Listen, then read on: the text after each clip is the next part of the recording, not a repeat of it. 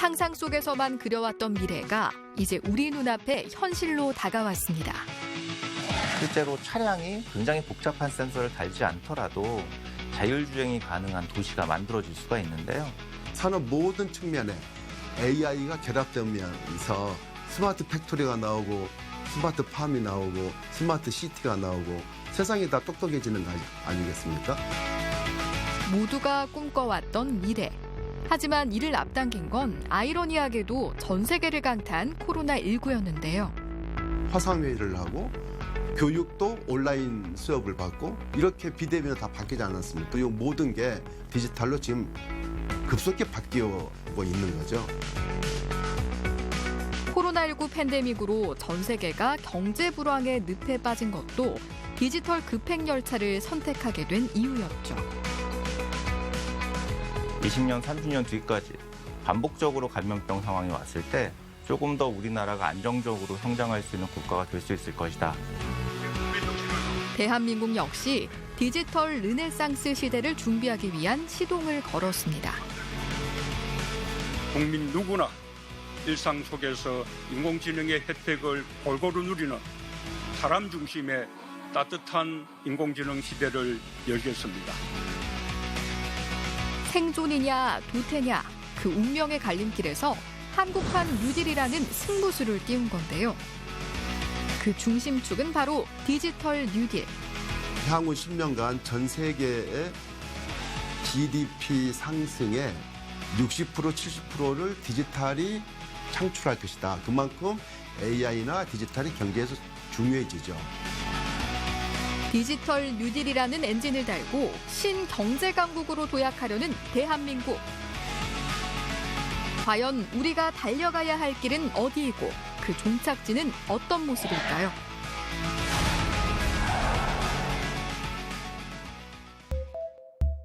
코로나19 여파로 한적해진 대학 캠퍼스. 차량 한 대가 시선을 끄는데요.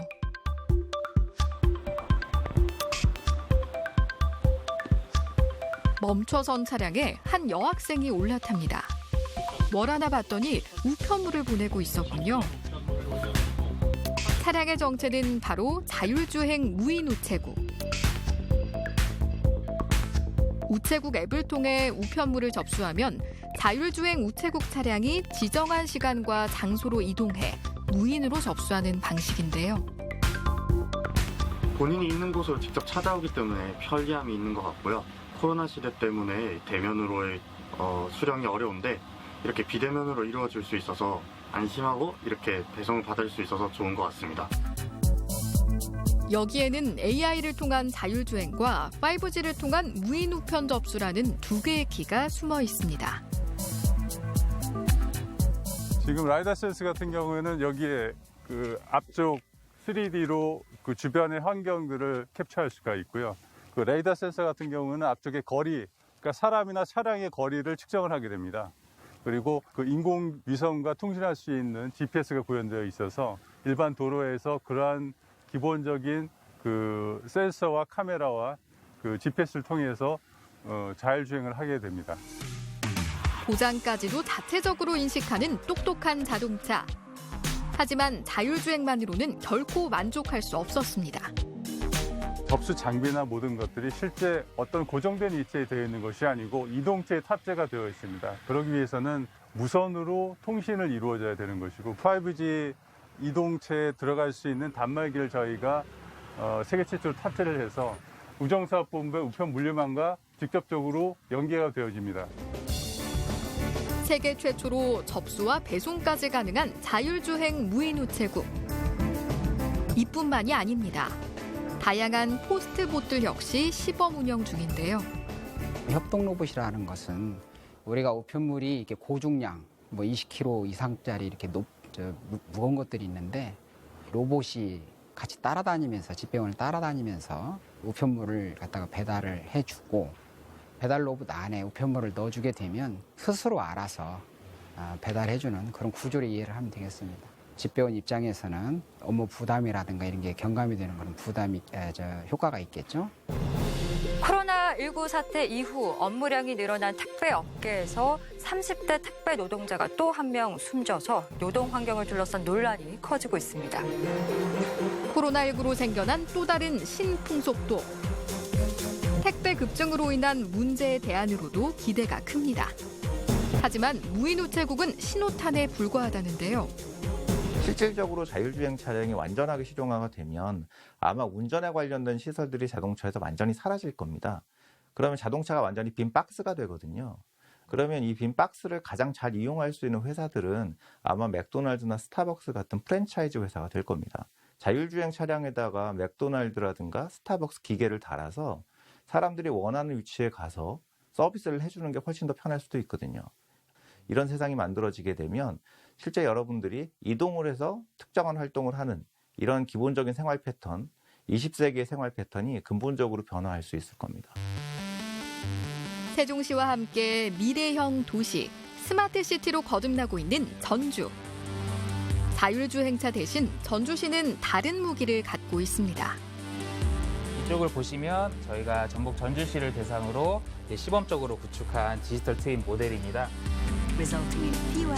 디지털 트윈이란 현실 세계와 똑같은 쌍둥이를 가상 세계에 만들어 다양한 시뮬레이션을 해보는 기법인데요.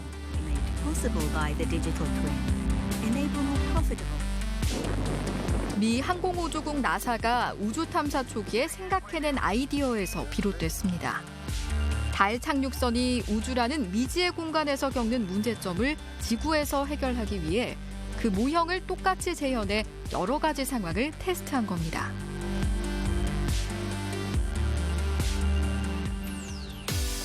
전주시 역시 쌍둥이 도시를 벌써 반이나 구축한 상태. 건물 하나하나 내부까지 꼭 닮은 가상 도시는 모두 완성되기까지 6개월 정도가 더 소요됩니다. 하지만 이렇게 긴 시간을 아낌없이 투자하는 데는 이유가 있다는데요. 어떤 건물이 신축됐을 때에 건물과 건물 사이의 간격이 너무 좁아서 이런 어떤 조망의 피해를 보거나 공원이 그늘이 생긴다거나 이런 것들이 좀 많이 있는 것을 봤습니다. 그래서 그런 설계 단계에서 이런 디지털 트윈 모델을 활용할 수가 있는데요.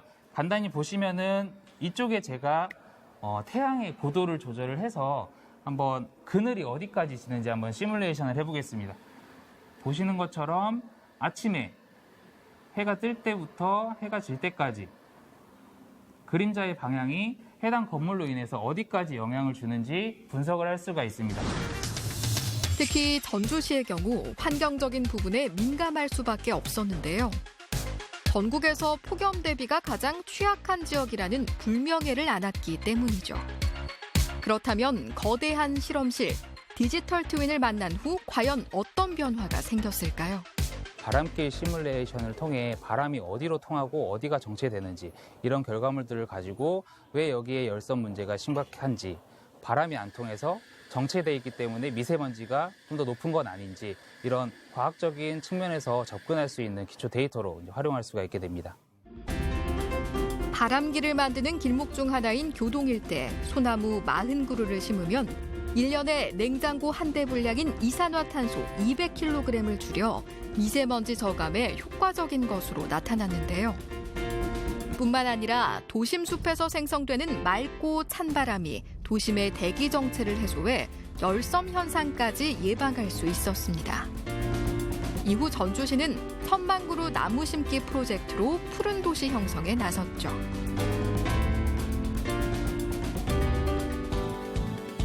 미리 경험해보고 미리 살아보는 미래. 가상현실 속의 쌍둥이 도시 전주에서 이 모든 것이 실현된 겁니다. 그렇다면 쌍둥이 도시는 과연 어떻게 만들어지는 걸까요? 얼핏 보면 주차 단속을 나온 듯한 이 차량은 전주시에서도 덕진구를 구축하는 데 일조했던 MMS, 일명 기준 자동차입니다. 자율주행이라든가 아니면 디지털 트윈처럼 가상의 공간 속에서 현실과 맞는 어떠한 도시를 형성을 시키기 위해서 결국은 그 있는 지점에 그대로 가상 공간에 형성이 시켜야 되거든요. 정확한 절대 좌표를 가지고 있는 도로 시설물들, 그런 부분들을 구현할 수 있는 장비라고 보시면 됩니다. 현실 세계에 본을 띄는 작업이라고도 할 수 있는데요. 직접 달리며 도로 위의 정보를 수집하는 기준 자동차는 여러 개의 눈을 갖고 있습니다. 레이저와 6개의 카메라가 쉬지 않고 사진을 찍어 360도 파노라마 영상을 만들어내는 겁니다. 현재 이 장비 자체는 안에 그 GPS 수신을 받고 컴퓨터 본체라는 것이 안에 내장이 되어 있습니다. 용량 자체는 거리상으로는 150에서 200km 정도를 수집할 수 있습니다. 그럼 도시 하나 전체를 그려내는 것이 과연 차량만으로 가능할까요? 이렇게 넓은 지역에 대해서 한 번에 구축을 하기 위해서는 이제 비행기를 띄워서 비행기에 센서를 달아서 이제 데이터를 취득을 하게 됩니다. 그러면 이렇게 건물이나 시설물에 대한 높이값들을 취득을 할 수가 있고요. 좀 더 이제 사실적인 이미지를 표현하기 위해서 건물에 이제 붙어 있는 외벽의 이미지들은 사실적으로 하기 위해서는 현장에서 이제 사진을 찍어서 이런 모델에 이제 매핑을 시키게 됩니다. 이 드론은 최대 시속 90km까지 날 수 있는데요. 수시로 변화하는 도시의 상황을 체크하고 업데이트할 수 있어 현실과의 오차를 줄일 수 있습니다. 사람이 접근할 수 없는 도서 지역이나 기타 큰 교량 이런 것들의 크랙이나 균열 또 집안 침하 등 근데 이 위성 영상이나 항공 영상보다는 정말 초정밀의 고해상도 영상을 얻을 수 있어서 단순히 촬영된 낮장 사진이 그냥 평평한 사진으로만 정합되는 게 아니라 3D가 바로 모델링돼서 나오는 기술까지 발전되어 있습니다. 이처럼 도시의 디지털 트윈 모델을 구축하는 데는 다양한 공간 정보가 필요한데요. 데이터가 방대할수록 그 효과는 극대화됩니다. 데이터로 스스로 학습하는 인공지능 역시 데이터가 많아질수록 똑똑해집니다. 2016년 인공지능과 인간의 대결로 큰 화제를 모았던 이세돌 구단과 인공지능 알파고의 바둑 대결. 사실 진다고 생각을 안 했는데 이렇게 완벽하게 바둑을 줄 줄 몰라가지고요. 가장 복잡한 두뇌 게임 중 하나인 바둑. 알파고 역시 방대한 자료를 기반으로 최적의 위치를 찾아내는 방식을 사용해 인간 최고수를 꺾었습니다. 인공지능의 위대함을 깨닫게 하는 순간이었죠. 21세기의 원유라고도 불리는 데이터는 디지털 시대의 경제적 자산이자 가치 창출의 원천이 되는데요. 그래서 우리나라도 디지털 뉴딜 사업의 핵심 축으로 데이터 댐을 통한 경제 회복 정책을 전면에 내세웠습니다. 100년 전에 미국이 대공황 위기를 맞았을 때 루즈벨트 대통령이 뉴딜을 추진했잖아요. 그때 뉴딜 사업의 핵심 사업이 후보댐 사업이라고 있었어요. 대규모 토목공사를 해서 경기 회복도 하고 일자리도 만들고 그러면서 후보댐에서 전기를 생산해서 그 전기로 공장도 돌리고 도시도 만들어주고 AI 시대의 후보댐이 데이터댐이라고 할 수 있죠. 3조 1천억 정도가 투입되는 것으로 현재 정부의 계획에 나와 있는데요. 데이터댐의 역할은 우리나라에 존재하는 다양한 데이터들을 하나의 데이터베이스로 모아서 여러 기업이나 개인들이 쉽게 활용할 수 있도록 만드는 사업입니다. 5G까지 결합하면 데이터를 수집하고 활용하는 일은 훨씬 속도를 낼 수 있는데요. 이로써 자율주행 자동차, 스마트 공장, 스마트 병원 등 연관 산업들은 성장하고 모바일 신분증을 도입한 지능형 AI 정보로 행정 시스템은 더 똑똑하고 빨라질 겁니다. 민간이 데이터베이스를 만들어서 이걸 상품으로 팔기 시작한다면 조지 노리스가 이야기했던 것처럼 전기가 투입되는 모든 상품들은 다 가격이 일률적으로 올라가겠죠. 그런데 이걸 국가가 중심으로 공급하게 된다라고 하게 되면 일반 국민들이 실제 낮은 전기 가격이나 낮은 상수도 가격처럼 실질적인 혜택을 몸으로 느낄 거라고 생각합니다.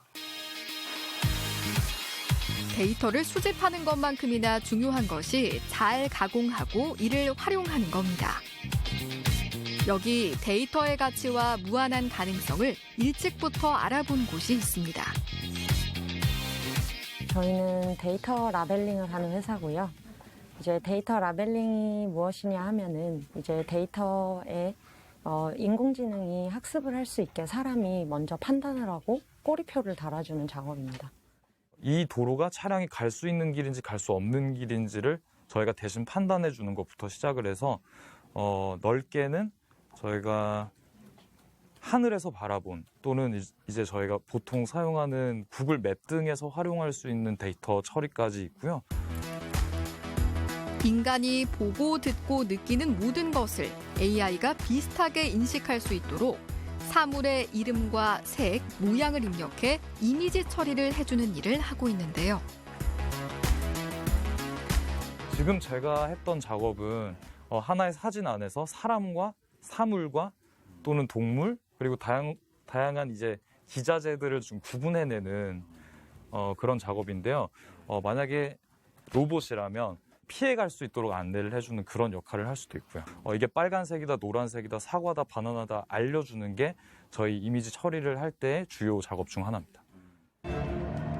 스스로 길을 찾고 운전을 하고 장애물을 피하는 자동차부터 주문을 받고 서빙을 하는 로봇, 인간의 친구가 되어주는 인공지능까지 똑똑하게 만들어주는 학습 도구가 되는 것이죠. Get ready for a major remodel, fellas. We're back in hardware mode. 디지털로 달라질 세상은 우리가 상상하는 것 그 이상이 될 수도 있습니다. 그리고 그 미래를 기대와 설렘으로 기다리는 사람들도 있는 반면 두려움과 공포의 대상으로 보는 사람들도 있죠. 가장 먼저 직면한 위기는 사람의 역할을 대신할 AI로 인해 일자리가 부족해지는 것이 아니냐는 건데요. 그 초기에는 이거 이러다가 AI하고 로봇이 사람 일자리를 다 차지하면 우리는 뭐하냐 이런 걱정이 컸잖아요. 그런데 지금은 그런 걱정이 조금 사그라들었어요.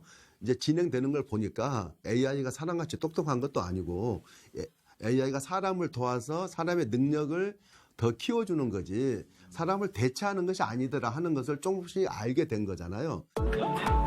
데이터 라벨러 역시 새롭게 창출된 일자리 중 하나입니다. 또래 청년들이 취업난에 허덕일 때 새로운 기회를 잡은 나영 씨. 제가 직군을 전향하던 찰나에 아르바이트식으로 모집을 하는 것을 보고 이제 참여를 하게 됐다가 좀 더 다른 분들보다 꼼꼼하거나 이런 성향을 많이 봐주신 것 같아요. 그래서 그런 부분들을 인정을 받아서 이제 밸리데이터, 이제 검수자 역할도 하고 매니징을 그 다음으로 이제 하게 돼서 지금은 총 프로젝트를 전담해서 매니징을 하고 있습니다. 아르바이트생에서 이제는 매니저로 소위 말하는 스펙이 좋았던 건 아닐까요? 데이터 라벨러가 되기 위한 자격 조건에는 어떤 것이 있을까요? 저희가 제일 강조하는 게 누구나 할 수 있다, 누구나 쉽게 시작할 수 있다인데 그 이유가 기본적인 컴퓨터 활용 능력과 커뮤니케이션 능력 정도만 있으시면은 저희가 처음에 오시면은 바로 테스트를 보는 게 아니라 이 산업이 뭔지 어떻게 라벨링을 하는지 교육을 해드려요. 그러고선 테스트를 보고 테스트에 통과를 하시면 저희가 정해놓은 일정 점수만 넘기시면 근무가 가능하시고요. AI가 우리의 언어와 규칙을 학습하듯 인간도 디지털 시대에 맞는 새로운 학습을 해야 할 때인데요. AI가 이 모든 사람의 개성을 다 뒷받침해 줄 수 있기 때문에 뭐라고 할까 개인화된 개인 맞춤형 일자리가 훨씬 많아져요.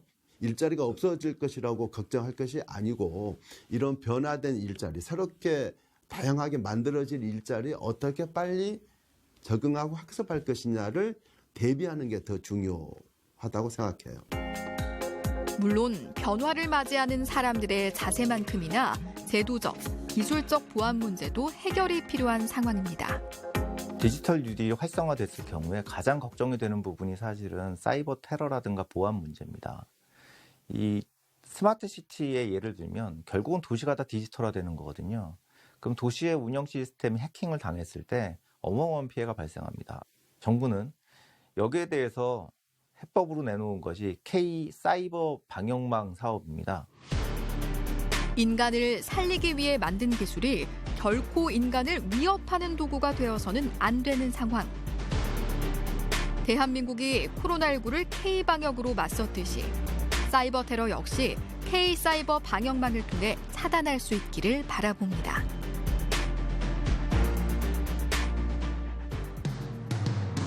현재 진행 중인 4차 산업혁명. 전 세계를 휩쓴 변화의 물결을 두렵다고 거부하다가는 뒤처지고 도태될 수밖에 없습니다. 코로나19로 닥친 국가적 위기에서 디지털 뉴딜이 대한민국의 경제를 살리고 세계의 중심으로 도약할 해법으로 자리 잡기 위해선 첫걸음부터 잘 떼는 것이 중요한데요. 피할 수 없으면 즐겨라. AI와 인간의 대결이 아닌 상생의 길을 찾아야 할 때입니다. 결국 디지털 기술이라는 것이 사람을 위해서 만들어진 기술이거든요. 이 기술을 배타적으로 바라보거나 이용하지 않는 사람들은 디지털 경제에서 손해를 볼 수밖에 없습니다. 만들어내는 새판, 여기에 여러분들이 적극적으로 참여하셔야 합니다.